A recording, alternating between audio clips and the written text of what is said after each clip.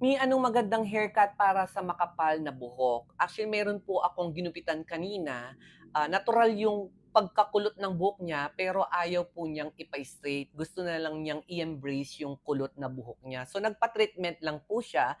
At the same time, nagpagupit po siya ng soft layered and curtain bangs. Kung maliit yung mukha mo, pwedeng-pwede ka dito. Ito yung likod ng buhok ng ating client kanina, ayan. And then, ipapakita ko yung harap naman po niya. Ayan, eto naman po yung harap ng buhok niya. And then, nung ginupitan na po namin, syempre tinreatment muna po natin.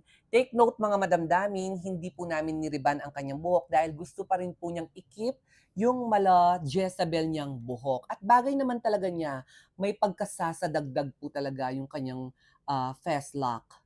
Eto na yung final result po natin sa gupit po niya plus yung treatment ayun sa likod, nag-soft layered po tayo. And eto naman po yung kanyang sa harapan. So, soft layered with matching curtain bangs para sa mga makakapal na buhok.